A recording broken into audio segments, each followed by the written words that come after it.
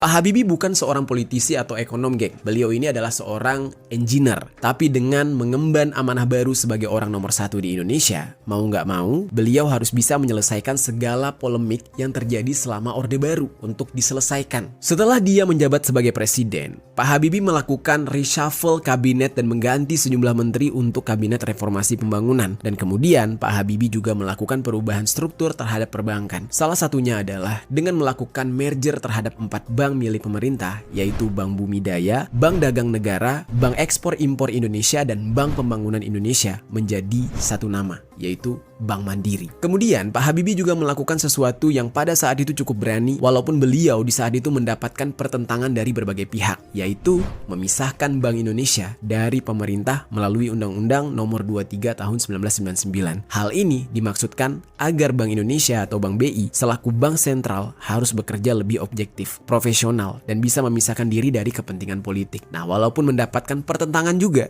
tapi apa yang dilakukan oleh Pak Habibie di saat itu ternyata terbukti bisa membangkitkan perekonomian Indonesia yang langsung naik mencapai 0,79% pada tahun 1999. Sementara kurs rupiah terhadap dolar Amerika sempat menjadi 7.000 per 1 dolarnya di bulan November tahun 1998. Dan apa yang dilakukan oleh Presiden Habibie di saat itu sangat sulit untuk bisa dilakukan oleh presiden-presiden setelahnya. Terus nggak cuma itu, langkah Presiden Habibie selanjutnya yaitu mengembalikan kepercayaan pelaku ekonomi dalam negeri. Untuk bisa melakukan itu, kekhawatiran terkait inflasi tinggi harus bisa diredam. Pada saat itu Pak Habibie melakukan kebijakan moneter dengan menerbitkan sertifikat Bank Indonesia atau SBI dengan tingkat bunga yang tinggi dengan tujuan agar masyarakat kembali menyimpan uang di bank. Karena faktor terjadinya inflasi karena banyaknya jumlah uang yang beredar di masyarakat pada saat itu. Dan di saat yang bersamaan, Pak Habibie juga mempertahankan kebijakan tarif dasar listrik dan BBM bersubsidi agar administer price atau harga yang diatur bisa diturunkan. Hal ini bisa membuat harga-harga bahan pokok jadi turun sehingga masyarakat bisa belanja di tengah-tengah krisis yang melanda. Cara ini cukup efektif untuk bisa menahan laju inflasi yang diikuti dengan menurunnya suku bunga SBI dari 70%